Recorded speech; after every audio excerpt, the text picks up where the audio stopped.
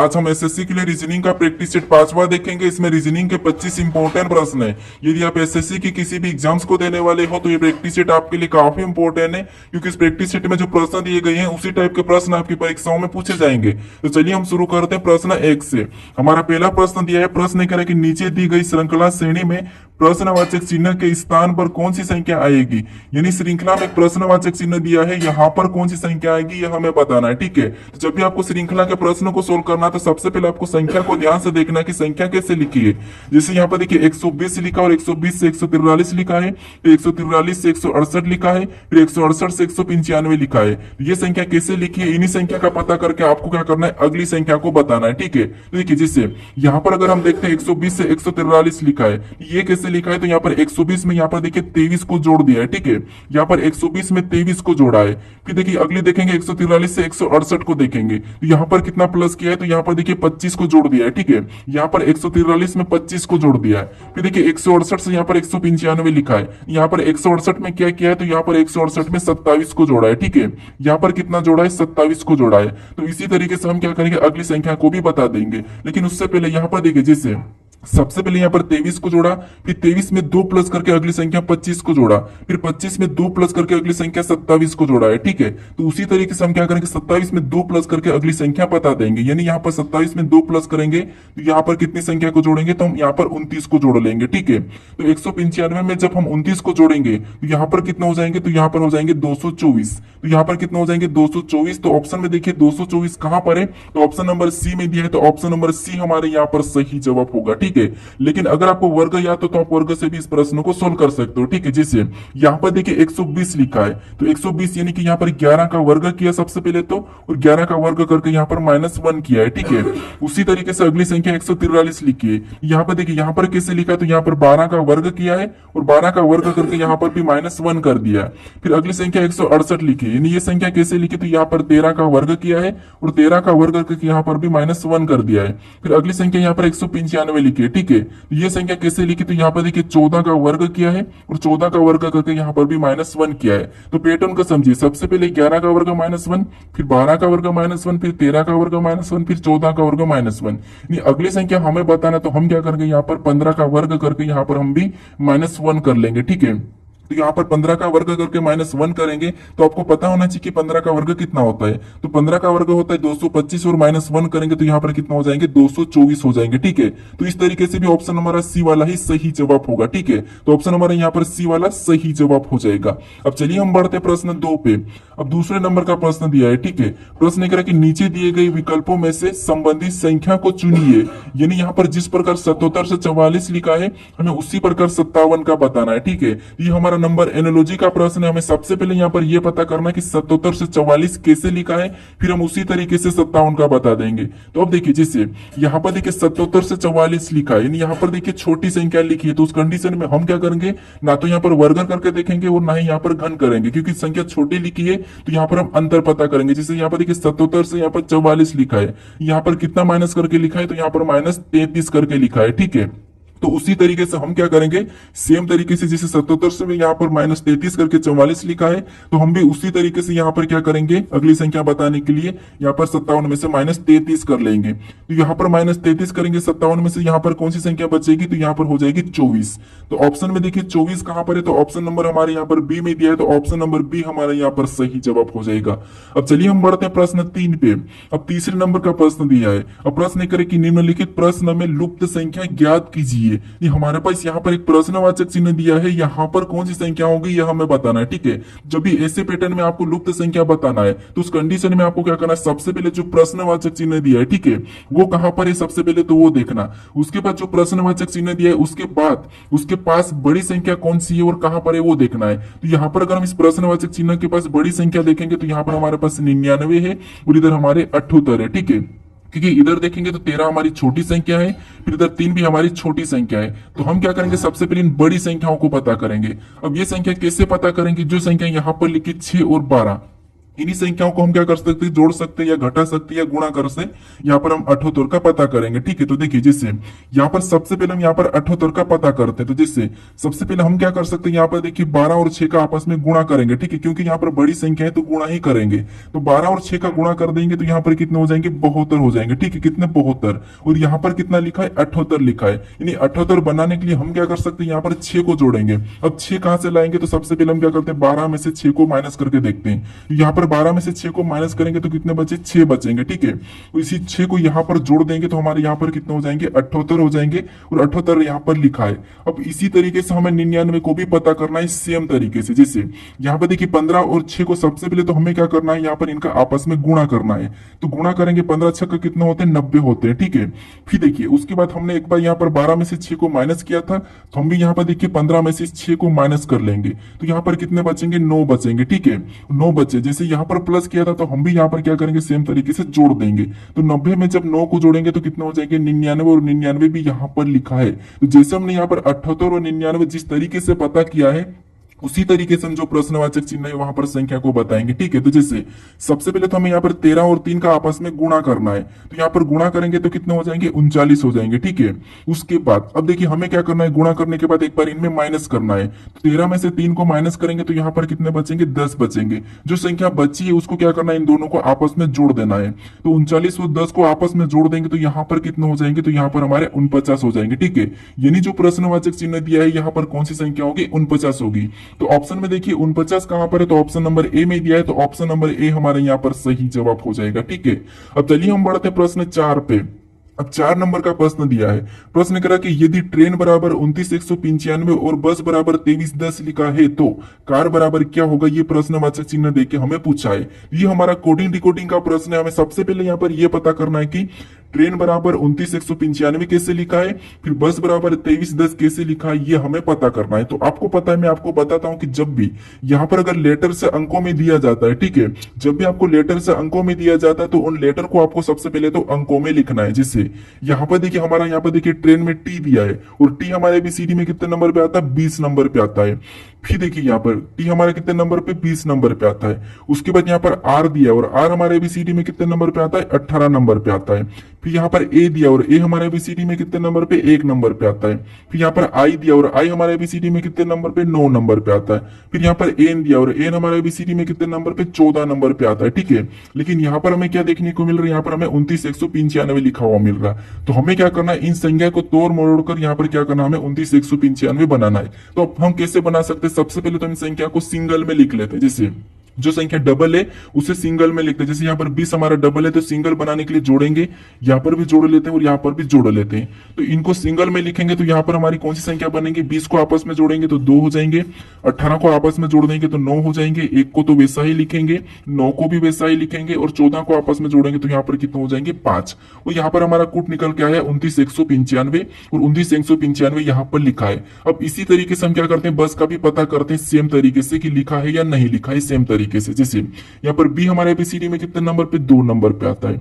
You दिया और you हमारे एबीसीडी में कितने नंबर पे, 21 नंबर पे। फिर यहाँ पर एस दिया और एस हमारे एबीसीडी में कितने नंबर पे, 19 नंबर पे आता है। ठीक है, अब देखिए जैसे हमने यहाँ पर प्लस किया था आपस में सिंगल बनाने के लिए, तो हम यहाँ पर क्या करेंगे, प्लस कर लेंगे। ठीक है, सबसे पहले तो 21 को आपस में जोड़ेंगे और 19 को आपस में जोड़ देंगे। तो यहाँ पर हमारे कितने हो जाएंगे, तो यहाँ पर देखिए 2 तो वैसा ही हो जाएगा। ठीक है, 21 को आपस में जोड़ेंगे तो यहाँ पर 23 और यहाँ पर 19 को आपस में जोड़ देंगे तो यहाँ पर कितने हो जाएंगे, 10। अब ये जो 23 10 हमारा आया और यही हमारे यहाँ पर भी लिखा है। यहाँ पर आपको पैटर्न पता चल चुका होगा। ठीक है, सबसे पहले तो अंकों में लिखना है, फिर आपको उन संख्याओं को क्या करना है, सिंगल बनाना है। ठीक है, जैसे यहाँ पर हम क्या करते हैं, कार का बताता है सेम तरीके से। तो यहाँ पर सी दिया और सी हमारे एबीसीडी में कितने नंबर पे, 3 नंबर पे आता है। ठीक है, फिर यहाँ पर ए दिया और ए हमारे एबीसीडी में कितने नंबर पे, 1 नंबर पे आता है। फिर यहाँ पर आर दिया और आर हमारे एबीसीडी में कितने नंबर पे, 18 नंबर पे आता है। तो सबसे पहले तो आपको पता है जो डबल है उसे क्या करना है, प्लस करके सिंगल बनाना है। तो यहाँ पर सिंगल बना लेंगे। उसके बाद जो 3 तो सिंगल है तो 3 ही हो जाएगा, 1 सिंगल है तो 1 ही रहेगा। जो 18 हमारा डबल है तो इसको आपस में जोड़ देंगे तो यहाँ पर कितने हो जाएंगे, 9। तो जिस तरीके से यहाँ पर 29,195 और यहाँ पर 23,10 लिखा है, हम भी सेम तरीके से यहाँ पर 319 पता किया है। ठीक है, तो ऑप्शन में देखिए 319 कहां पर है, तो ऑप्शन नंबर सी में दिया है। तो ऑप्शन नंबर सी हमारा यहाँ पर सही जवाब होगा। ठीक है, तो सबसे पहले आपको यहाँ पर इस पैटर्न को समझना है। जैसे हमने यहाँ पर चेक किया है, ये तरीका आपको सबसे पहले पता करना है कि यहाँ पर ये संख्या कैसे लिखी है। अब चलिए हम बढ़ते हैं प्रश्न 5 पे। अब 5वें नंबर का प्रश्न दिया है। अब प्रश्न कह रहा है कि निम्नलिखित विकल्पों में से असंगत शब्द का चयन कीजिए। ये हमारे पास यहाँ पर 4 शब्द दिए, जैसे मुंबई दिया है, रांची दिया है, रायपुर दिया है, अहमदाबाद दिया है। ठीक है, इनमें से हमें एक अलग है वो बताना है। यानी 3 तो किसी न किसी प्रकार के समान है, लेकिन एक अलग है, उसी का हमें चयन करना है। ठीक है, तो अब देखिए सबसे पहले हम जाकर यहाँ पर देखेंगे, तो जैसे मुंबई भी एक शहर है, रांची एक शहर है, या रायपुर एक शहर है, अहमदाबाद एक शहर ही है। लेकिन यहाँ पर तो हमें क्या करना है, अलग बताना है। तो अलग कैसे बताएंगे, यहाँ पर देखिए अगर हम ध्यान से देखते हैं, जैसे मुंबई हमारी यहाँ पर देखिए, मुंबई महाराष्ट्र की राजधानी है। उसके बाद रांची हमारी यहाँ पर देखिए, तो रांची हमारे यहाँ पर झारखंड की राजधानी है, और रायपुर हमारे यहाँ पर छत्तीसगढ़ की राजधानी है। यानी तीनों शब्द हमारे ये क्या है, तो ये हमारी राजधानियां है। ठीक है, क्या है, राजधानियां है। यहाँ पर ये राजधानी है, लेकिन बाकी जो अहमदाबाद है, अहमदाबाद क्या है, तो अहमदाबाद हमारी यहाँ पर किसी भी राजधानी नहीं है, किसी की राजधानी नहीं है। तो यही हमारा क्या हो जाएगा, असंगत हो जाएगा, क्योंकि हमें यहाँ पर असंगत पूछा है। तो तीनों क्या है, तो तीनों राजधानियां हैं, लेकिन यहाँ पर अहमदाबाद किसी की राजधानी नहीं है। तो यही हमारा यहाँ पर सही जवाब हो जाएगा। ठीक है, कौन सा वाला, ऑप्शन नंबर डी। अब चलिए हम बढ़ते हैं प्रश्न 6 पे। अब 6 नंबर का प्रश्न दिया है। ठीक है, प्रश्न कह रहा है कि निम्नलिखित श्रृंखला श्रेणी को ज्ञात कीजिए। ये हमारे पास यहाँ पर अंकों की एक श्रृंखला श्रेणी दी है, इसी को हमें क्या करना है, ज्ञात करना है। ठीक है, तो हमने पहले वाले प्रश्न को भी इसी तरीके से सोल्व किया था। ठीक है, तो वही तरीका यहाँ पर देखिए। अब हमें सबसे पहले क्या करना है, संख्या को ध्यान से देखना है। जैसे कैसे लिखे, तो यहाँ पर ना तो वर्ग लिखा है और ना ही घन लिखा है, और संख्या ना तो आपको यहाँ पर कुछ समझ में आ रहा है। तो उस कंडीशन में आपको यहाँ पर पैटर्न को समझिए, क्योंकि ये सीजीएल का प्रश्न है। तो यहाँ पर क्या हुआ है, हम संख्या को अगर ध्यान से देखते हैं, तो यहाँ पर देखिए, जैसे 4 के बाद यहाँ पर 5 लिखा है, फिर 5 के बाद 6 लिखना था, लेकिन यहाँ पर 9 लिखा है। तो अब देखिए यहाँ पर पैटर्न क्या चल रहा। तो अब देखिए पैटर्न, जैसे सबसे पहले यहाँ पर 4 और यहाँ पर 5 को आपस में जोड़ दिया है। तो आपस में जोड़ देंगे तो यहाँ पर कितना हो जाएंगे, 9। कितना हो जाएंगे, 9। फिर उसी तरीके से इस 9 को यहाँ पर लिखा, और 9 और 14 को फिर आपस में जोड़ा है। ठीक है, इसको आपस में जोड़ दिया, तो यहाँ पर कितना हो रहा है, 23। कितना हो रहे हैं, 23। ठीक है, और इसी 23 को यहाँ पर लिखा है। फिर उसी तरीके से आपस में, और देखिए अगली संख्या किसको जोड़ा है, यहाँ पर देखिए, जैसे हम अगले बताने के लिए यहाँ पर हम क्या करेंगे, 23 और 37 को भी आपस में जोड़ देंगे। ठीक है, तो यहाँ पर देखिए आपस में जोड़ देंगे, तो इनको आपस में जोड़ेंगे तो कितने हो जाएंगे, तो यहाँ पर हमारे हो जाएंगे 60। तो हम प्रश्नवाचक के चिन्ह के स्थान पर कौन सी संख्या बता देंगे, 60 बता देंगे। ठीक है, यानी जैसे यहाँ पर इनको प्लस करके यहाँ पर 9 लिखा है, फिर अगर हम इनको भी आपस में जोड़ेंगे तो यहाँ पर 14 हो जाएंगे। फिर 9 और 14 को आपस में जोड़ेंगे तो 23, और 23 और 14 को आपस में जोड़ेंगे तो 37, और 37 और 23 को आपस में जोड़ेंगे तो अगली संख्या हमारी यहाँ पर 60 हो जाएगी। ठीक है, ये पैटर्न थोड़ा सा इंपोर्टेंट है। तो हमारे यहाँ पर सही जवाब कौन सा होगा, ऑप्शन नंबर डी वाला यहाँ पर सही जवाब हो जाएगा। ठीक है, अगर आपको समझ में नहीं आया तो थोड़ा सा समझिए। जैसे सबसे पहले इन दो संख्याओं को जोड़ा है। ठीक है, और अगली संख्या लिखी, 4 और 5 को जोड़ेंगे तो 9, और 9 यहाँ पर लिखा है। फिर यहाँ पर 4 को छोड़ दिया। ठीक है, उसके बाद अगली संख्या 5 और 9 को जोड़ा है, और अगली संख्या यहाँ पर कितनी, 14 बताया। फिर उसी जगह यहाँ पर और 5 को छोड़ा है, और अगली संख्या बताने के लिए इनको आपस में जोड़ दिया है। ठीक है, तो 14 और 9 को आपस में जोड़ेंगे 23, और 23 यहाँ पर लिखा है। फिर यहाँ पर 9 को छोड़ दिया है, फिर अगली संख्या बताने के लिए 14 और 23 को फिर आपस में जोड़ा, तो इनको आपस में जोड़ देंगे तो यहाँ पर 37। उसके बाद देखिए इस संख्या को वापस से हटा लेंगे हम, और अगली संख्या बताने के लिए इसको आपस में प्लस कर देंगे। तो यहाँ पर 23 और 37 को जोड़ देंगे तो यहाँ पर कौन सी संख्या हो जाएगी, तो यहाँ पर हो जाएगी 60। तो इस तरीके से हमारा ऑप्शन नंबर डी वाला यहाँ पर सही जवाब हो गया। ठीक है, तो आपको यहाँ पर पैटर्न समझ आ चुका होगा। अब चलिए हम बढ़ते हैं प्रश्न 7 पे।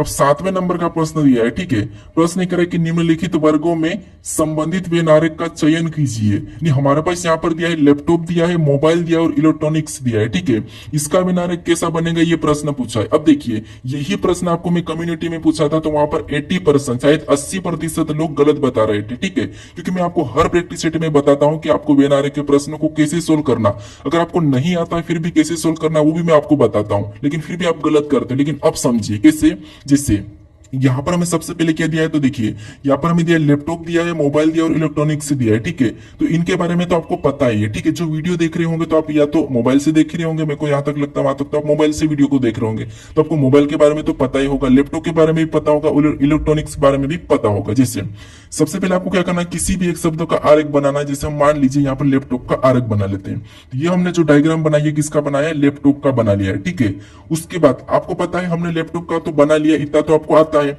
उसके बाद आपको क्या करना है, दूसरे शब्द यानी कि यहाँ पर मोबाइल का बनाना है। अब मोबाइल का बनाने से पहले आपको ये देखना है कि जो आपने लैपटॉप का बनाया, क्या मोबाइल और लैपटॉप का आपस में कोई संबंध है क्या? तो आप कहोगे मोबाइल और लैपटॉप का आपस में कोई संबंध नहीं है, भले ये इलेक्ट्रॉनिक है लेकिन इनका आपस में कोई संबंध नहीं है। मोबाइल अलग है, लैपटॉप अलग है, तो हम इनको क्या करेंगे, अलग बनाएंगे। यानी कि ये हमारा जो डायग्राम बना, ये किसका बना है, लैपटॉप का या मोबाइल का, ठीक है। उसके बाद हमें क्या करना है, यहाँ पर तीसरे शब्द का बनाना है जो कि दिया है इलेक्ट्रॉनिक्स से दिया है, ठीक है। अब इलेक्ट्रॉनिक्स का बनाने से पहले हम देखेंगे जो मोबाइल और इलेक्ट्रॉनिक्स का आपस में संबंध है या नहीं है। तो आप कहोगे मोबाइल इलेक्ट्रॉनिक्स के अंदर आता है तो इनका तो संबंध है। फिर हम मोबाइल और यहाँ पर देखिए लैपटॉप और यहाँ पर इनका आपस में देखेंगे तो लैपटॉप भी इलेक्ट्रॉनिक्स के अंदर आता है तो इनका भी संबंध है, मतलब ये दोनों की दोनों क्या है, इलेक्ट्रॉनिक्स के अंदर आते हैं। ये इलेक्ट्रॉनिक के अंदर बन जाएगी, ठीक है। तो इलेक्ट्रॉनिक का डायग्राम कैसा बनेगा, इनके बाहर बनेगा क्योंकि ये दोनों की दोनों इलेक्ट्रॉनिक्स के अंदर आते हैं, ठीक है। तो डायग्राम कैसा बनेगा, तो डायग्राम हमारा बनेगा कुछ इस टाइप से। तो डायग्राम ना कि आपने ये वाला डायग्राम चुना था लेकिन ये वाला सही नहीं होगा, ऑप्शन हमारे यहाँ पर डी वाला सही जवाब होगा, ठीक है। तो आपको क्या करना है, आपको थोड़ा सा समझना है, ठीक है। अब चलिए हम बढ़ते हैं प्रश्न 8 पे। अब 8वें नंबर का प्रश्न दिया है, प्रश्न एक निम्नलिखित प्रश्न संयोजन आकृति में त्रिभुज तथा रेखाएं की संख्या ज्ञात कीजिए, ठीक है। अब प्रश्न हमें 8वां दिया है, प्रश्न करें कि निम्नलिखित प्रश्न संयोजन आकृति में त्रिभुज तथा रेखाएं की संख्या ज्ञात कीजिए। यानी इस आकृति में यहाँ पर देखिए त्रिभुज की संख्या भी बताना है और रेखाओं की संख्या भी बताना है। तो सबसे पहले तो यहाँ पर हम त्रिभुज पता करते हैं। तो आपको ये पता है कि जो यहाँ से ये जो इतनी आकृति है, ठीक है, ये जो यहाँ से इतनी सी आकृति है, इसमें टोटल कितने त्रिभुज की संख्या हो जाएगी, 8। अब ये कैसे होगी, तो आपको पता है यहाँ पर 1, फिर यहाँ पर ये 2, फिर ये तीसरा, ये चौथा कॉलम, ये करके हम क्या करते हैं, डबल करते हैं, 4 का डबल। तो यहाँ पर कितने हो जाएंगे, तो आपको होगी यहाँ पर तो 8 है, ठीक है। यहाँ पर 8 त्रिभुज की संख्या है, फिर एक हमारी यहाँ से है और दूसरी हमारी एक यहाँ से, तो टोटल हमारे यहाँ पर कितने हो चुके, 10। उसके बाद आपको पता है और भी हमारी यहाँ पर त्रिभुज की संख्या बनती हुई दिखी, जैसे एक पहली हमारी यहाँ से ये वाली दिख रही है और एक हमारी यहाँ से ये वाली दिख रही है। तो टोटल हमारी यहाँ पर अभी 2 तो ये दिख गई हमें, यानी हमारे पास टोटल यहाँ पर कितने हो चुकी है, तो आपको होगी यहाँ पर 8 और यहाँ 12 तो हमें त्रिभुज की संख्या मिली है, ठीक है, कितनी, 12। अब हमें यहाँ पर क्या करना है, रेखाओं की संख्या भी बताना है। तो रेखाओं की संख्या जिससे, अब देखिए एक रेखा तो हमारी यहां से बन रही है और ये हमारी दूसरी रेखा, तो 2 रेखा हमारी ये हो गई। 2 के बाद अब हम देखेंगे तीसरी रेखा, ठीक है। तो तीसरी देखिए 2 के बाद ये तीसरी, फिर ये चौथी हमारी, ये और ये 5वीं और ये हमारी 6ठी रेखा है, ठीक है। उसके बाद और देखेंगे तो देखिए ये हमारी 7वीं और ये हमारी 8वीं, यानी टोटल कितनी रेखा है, 8। तो इस 8 को हम क्या करेंगे, इस 12 में प्लस कर लेंगे, ठीक है। तो यहाँ पर कितने हो जाएंगे, 20 हो जाएंगे। नहीं, यहाँ पर इस आकृति में त्रिभुज और यहाँ पर रेखाओं की संख्या कितनी है, 20 है, ठीक है। तो ऑप्शन में देखिए 20 कहां पर है, तो ऑप्शन नंबर बी में दिया है, तो ऑप्शन नंबर बी हमारा यहाँ पर सही जवाब होगा, ठीक है। तो आपको क्या करना है, सबसे पहले प्रश्नों को समझना है, ठीक है। ऐसा नहीं कि आपको सीधे त्रिभुज काउंट करने लग जाना, तो इसलिए प्रश्नों को समझना है, क्योंकि यहाँ पर त्रिभुज की भी संख्या और रेखाएं की भी संख्या पूछी थी, ठीक है। तो पूछा क्या है ये सबसे पहले आपको प्रश्नों में समझना है। अब चलिए हम बढ़ते प्रश्न 9 पे। अब 9वें नंबर का प्रश्न दिया है। अब प्रश्न एक कि देखिए, प्रश्न एक कि नीचे दिए गए विकल्पों में से संबंधित शब्दों को चुनिए। यानी यहाँ पर देखिए ये भी हमारा एनोलॉजी का ही प्रश्न है, जैसे जिस प्रकार खिलाड़ी का संबंध टीम से है तो हमें यहाँ पर कलाकार का बताना है, ठीक है। तो अब देखिए जैसे यहाँ पर जो खिलाड़ी रहते हैं, ये खिलाड़ी की एक टीम होती है, उसी प्रकार कलाकार की क्या होती है हमें बताना है। तो देखिए कलाकार का देखिए गिरोही तो होगा नहीं, भीड़ भी नहीं होगा, झुंड भी नहीं होगा। तो जो खिलाड़ी वो टीम में होते हैं, उसी तरह कलाकार कहाँ पर होते हैं, तो कलाकार एक दल में होते हैं, ठीक है। तो यहाँ पर ऑप्शन नंबर हमारा यहाँ पर बी वाला सही जवाब हो जाएगा। अब चलिए हम बढ़ते प्रश्न 10 पे। अब 10वें नंबर का प्रश्न दिया है। अब प्रश्न एक कि कौन सा विकल्प श्रृंखला श्रेणी को पूरा करेगा। यहाँ पर हमारे पास देखिए रिक्त स्थान वाली एक श्रृंखला श्रेणी दी है, ठीक है। इसी में कौन सा विकल्पों की रखें कि यहाँ पर श्रृंखला पूरी हो जाएगी, ये प्रश्न पूछा है। लेकिन हमें देखिए, आपको मैं यहाँ पर बताता हूँ कि जब भी इस टाइप के प्रश्न पूछे जाते हैं तो आपको क्या करना है, सबसे पहले देखना है कि जो रिक्त स्थान है वो किस लेटर के पास है, ठीक है। जैसे यहाँ पर देखिए डी से पहले है, तो हमें देखना है कि डी से पहले कौन सा लेटर लिखा है। तो यहाँ पर डी से पहले सी को लिखा है, यहाँ पर भी सी को लिखा है, तो हम क्या करेंगे, वहां पर सी को भर लेंगे, ठीक है। तो डी से पहले सी को भरेंगे। उसके बाद फिर देखना है कि यहाँ पर रिक्त स्थान कहाँ पर है, तो यहाँ पर डी के बाद है, तो डी के बाद यहाँ पर क्या आ जाएगा, तो सी आ जाएगा, क्योंकि सी है। और आपको पता है सी से पहले क्या है, तो सी से पहले यहाँ पर डी है, और यहाँ पर भी देखिए, तो वहां पर भी हम क्या करेंगे, डी को भर लेंगे, ठीक है। अब देखिए यहाँ पर डीसी बना, फिर हमारा डीसी बना, फिर अगला भी डीसी, तो यहाँ पर डी को भर देंगे तो ये भी हमारा डीसी बन जाएगा। अगला हम सी को भर देंगे तो यहाँ पर भी डीसी बनेगा, अगला और सी को भरेंगे तो यहाँ पर भी डीसी बनेगा। तो यहाँ पर ऑटोमेटिक हमारे जोड़े बन जाते हैं, ठीक है। जोड़े बनाने की जरूरत नहीं, सबसे पहले आपको देखना है कि रिक्त स्थान के बाद कौन से लेटर है, ठीक है। कभी कभी यहाँ पर +1 में भी लिखा हुआ मिलता है, वो भी पैटर्न आपको मैं बता दूंगा। अब हमने कौन कौन से लेटर को भरा ये सबसे पहले देखेंगे। तो सबसे पहले तो हमने डी को भरा है, फिर हमने सी को भरा है, फिर हमने सी को भरा वापस से, फिर हमने डी को भरा है, फिर हमने सी को वापस से भरा, फिर हमने सी को भरा। तो लास्ट में डबल सी कहां पर देखने को मिला, तो ऑप्शन सी नहीं होगा, ऑप्शन ए नहीं होगा। फिर चेक करेंगे जैसे डी और सी, तो ऑप्शन हमारा केवल हमारा ऑप्शन नंबर बी में देखने को मिल रहा है, तो ऑप्शन नंबर बी हमारा यहाँ पर सही जवाब होगा, ठीक है। तो जो हमने भरा है ये हमें ऑप्शन में देखना है, ठीक है। अब चलिए हम बढ़ते प्रश्न 11 पे। अब 11 नंबर का प्रश्न दिया है। अब प्रश्न करा देखिए, प्रश्न करा कि दिए गए घन का अध्ययन करें और बताइए कौन सा विकल्प विपरीत को दर्शाता है। अब देखिए यहाँ पर अगर आपको सीधे प्रश्न मिलता है और आप प्रश्न को नहीं पढ़ते तो आप क्या करते हैं, यहाँ पर विपरीत पूछा होगा करके बता के आगे बढ़ जाते हैं।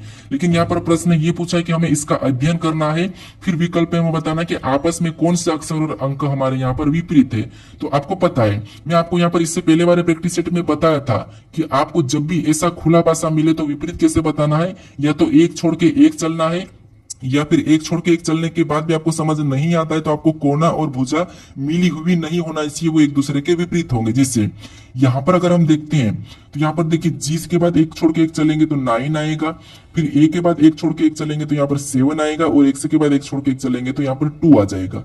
ये एक दूसरे के विपरीत है। अगर हम यहाँ पर इनको अच्छे से देखते तो जी और 9 का यहाँ पर कोई आपस में घन और यहाँ पर कोई भुजा नहीं मिली हुई है, तो यहाँ पर एक दूसरे के विपरीत निकल चुके हैं, ठीक है। जैसे अब देखिए यहाँ पर जी का विपरीत क्या है, तो जी का विपरीत 9 है, और ए का विपरीत क्या है, तो 7 है, और एक का 2 है। अब हमें ऑप्शन में देखना है कि कौन सा विपरीत को दर्शा रहा है।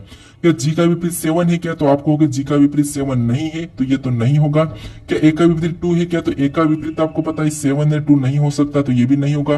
क्या 7 का विपरीत ए है क्या, तो हाँ 7 का विपरीत ए है। हमें यहाँ पर 7 का विपरीत ए दिख रहा है, मतलब ये वाला हमारा यहाँ पर विपरीत को दर्शा रहा है, तो ऑप्शन नंबर सी वाला हमारा यहाँ पर सही जवाब हो जाएगा। फिर देखेंगे कि जी का विपरीत क्या 2 है क्या, तो आपको होगा कि जी का विपरीत तो 9 है, 2 नहीं है, तो ये भी नहीं होगा। तो हमारा ऑप्शन नंबर कौन सा वाला दर्शा रहा है, तो ऑप्शन नंबर सी वाला दर्शा रहा है कि 7 का विपरीत क्या है, ए है, ठीक है।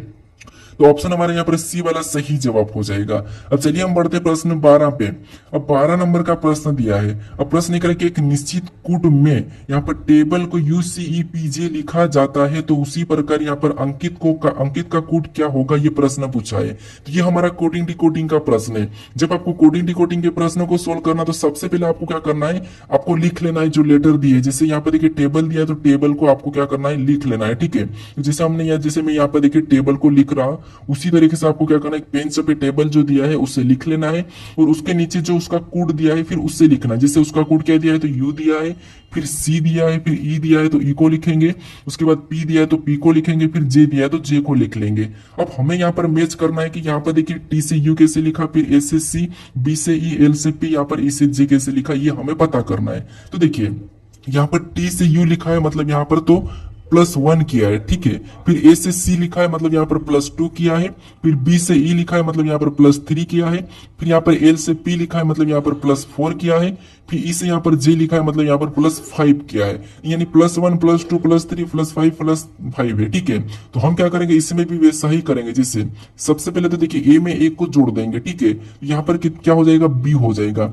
उसके बाद एन में 2 को जोड़ेंगे तो यहाँ पर क्या हो जाएगा, पी हो जाएगा, ठीक है। फिर के में 3 को जोड़ेंगे तो यहाँ पर क्या हो जाएगा, तो आप कहोगे कि 11 पे 3 को जोड़ेंगे तो यहाँ पर क्या हो जाएगा, एम हो जाएगा, ठीक है। क्या हो जाएगा यहाँ पर, सॉरी यहाँ पर एन हो जाएगा, क्या हो जाएगा एन। उसके बाद देखिए एन यहाँ पर हम क्या करेंगे, आई में 4 को जोड़ेंगे तो यहाँ पर भी क्या हो जाएगा, तो आप कहोगे यहाँ पर हमारा एम हो जाएगा, ठीक है। क्या हो जाएगा एम।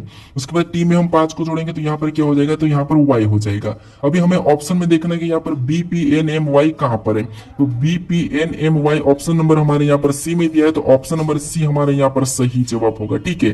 तो जैसे हमने यहाँ पर पैटर्न को समझा था, जैसे पहले 1 को जोड़ा, फिर 2 को जोड़ा, फिर 3 को जोड़ा, फिर 4 को, फिर 5 को, तो हमने भी सेम तरीके से 1 2 3 4 5 को जोड़ लिया है, ठीक है। अब चलिए हम बढ़ते हैं प्रश्न 13 पे। अब 13 नंबर का प्रश्न दिया है। अब प्रश्न निकला है कि दी गई आकृति का एमएन रेखा का प्रतिबिंब कैसा दिखाई देगा। यहाँ पर देखिए जो हमें यहाँ पर आकृति दी है, ठीक है, इसका एमएन रेखा का प्रतिबिंब कैसा दिखाई देगा, ये प्रश्न पूछा है। जिससे यहाँ पर एमएन रेखा यानी कि यहाँ पर हमें नीचे की ओर इसकी आकृति का प्रतिबिंब बताना है। तो आपको पता है यानी कि यहाँ पर नीचे की ओर जब भी हम किसी की छवि बताते तो जल प्रतिबिंब में आता है, यहाँ पर उल्टा हो जाता है। जिससे यहाँ पर जो हमें एम दिख रहा है यहाँ पर क्या हो जाएगा, नीचे आ जाएगा तो डब्ल्यू दिखेगा। तो हमें ऑप्शन में देखना है ए में नहीं, ए में डब्ल्यू नहीं बना तो ये नहीं होगा, यहाँ पर डी में भी डब्ल्यू नहीं बना तो ये भी नहीं होगा, ये दो तो हमारे पास नहीं होंगे।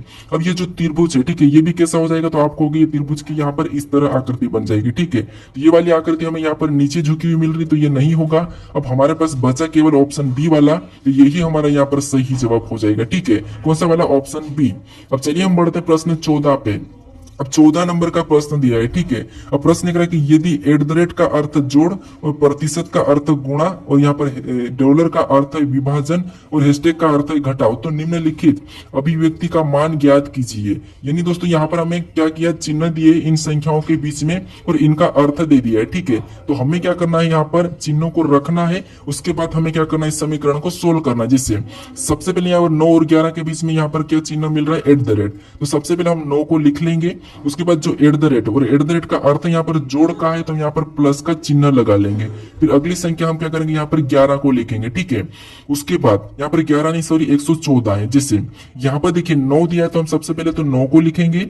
उसके बाद यहाँ पर एट द रेट दिया है और एट द रेट का अर्थ यहाँ पर जोड़ का है, तो यहाँ पर हम जोड़ का चिन्ह लगा के अगला हम यहाँ पर 114 को लिख लेंगे, ठीक है। यहाँ पर क्या करेंगे, 114 को लिख लेंगे। फिर देखिए अगला चिन्ह हमें यहाँ पर डॉलर दिया है, और यहाँ पर देखिए डॉलर का अर्थ क्या कहा, तो डॉलर का अर्थ विभाजन कहा, तो हम क्या करेंगे, यहाँ पर भागित का चिन्ह लगा लेंगे, ठीक है। और अगली संख्या हम 19 को लिख लेंगे। उसके बाद अगला चिन्ह में यहाँ पर प्रतिशत का दिया है और प्रतिशत का अर्थ यहाँ पर गुणन का है, तो हम क्या करेंगे, यहाँ पर गुणे का चिन्ह लगा लेंगे और अगली संख्या 5 को लिख लेंगे। फिर हमें यहाँ पर हैशटैग का चिन्ह दिया और हैशटैग का मतलब यहाँ पर घटाव का है, तो यहाँ पर हम घटाव का चिन्ह लगा के अगली संख्या 21 को लिख लेंगे, ठीक है।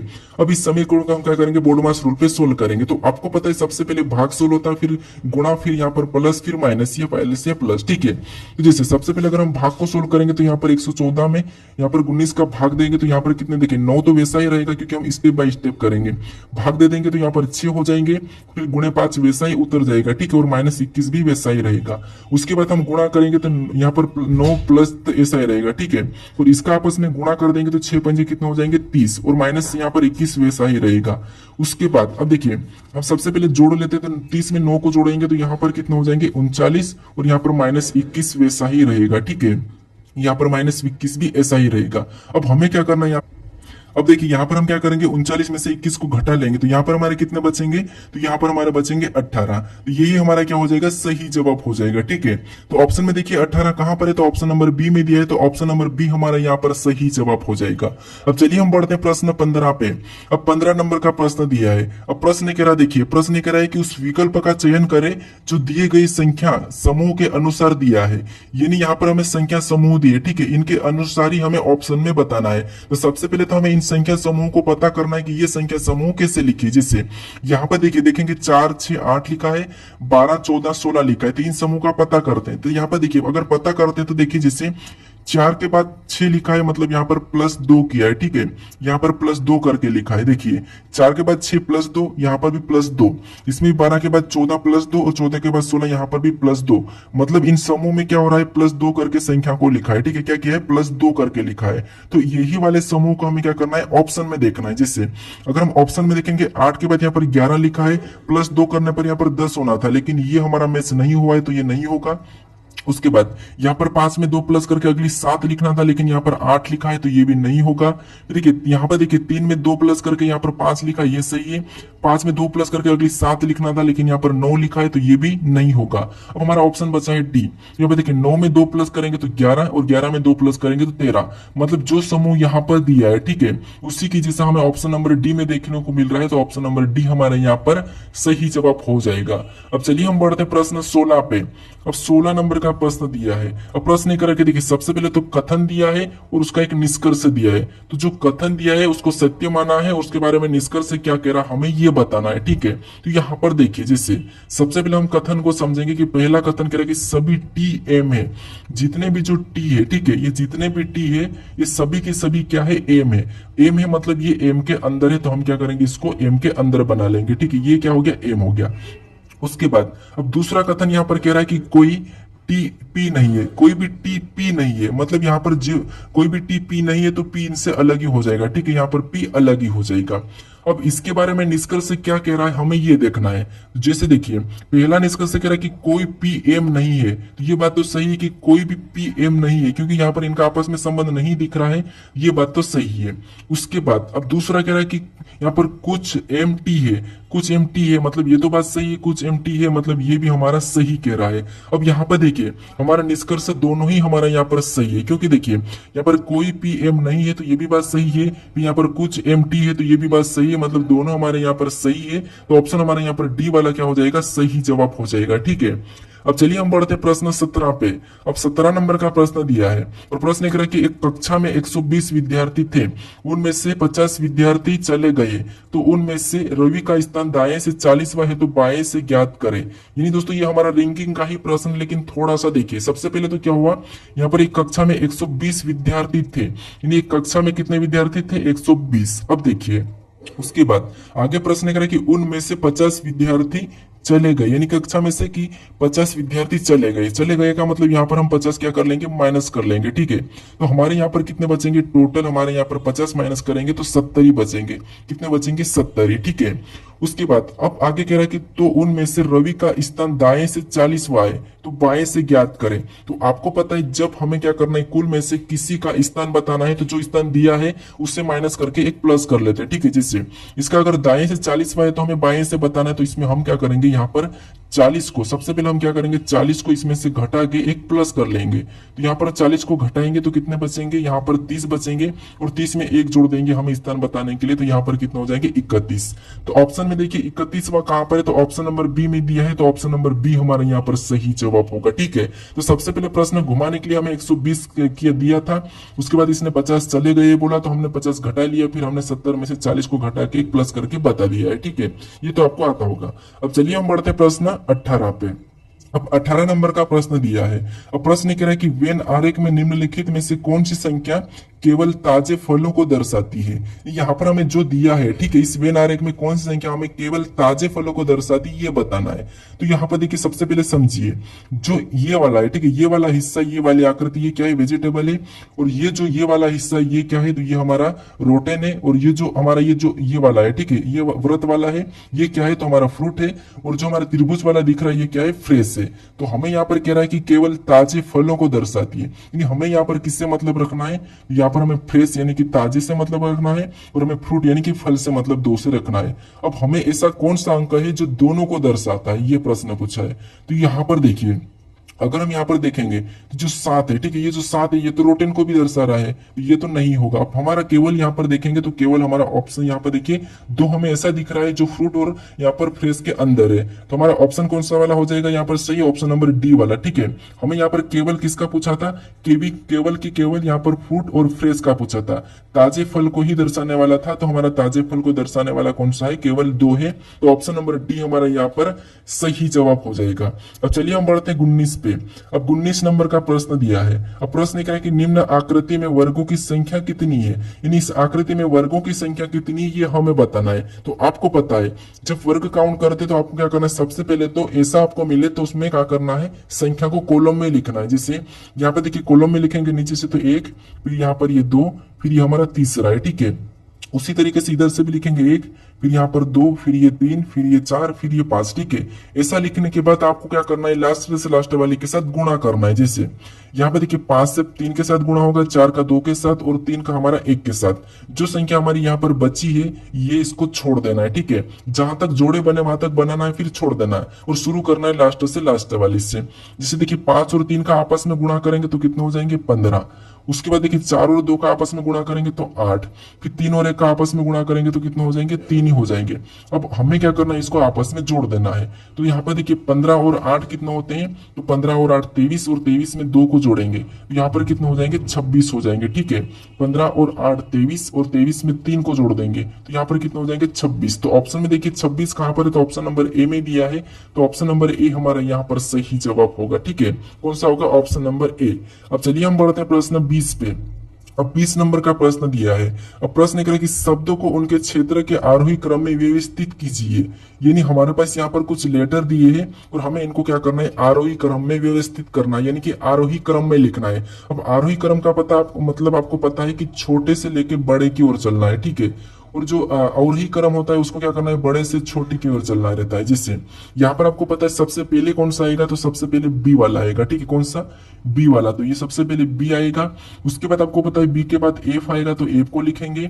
उसके बाद एफ के बाद आपको पता है के आएगा, एबीसीडी में क्या आता है के, तो हम के को लिखेंगे।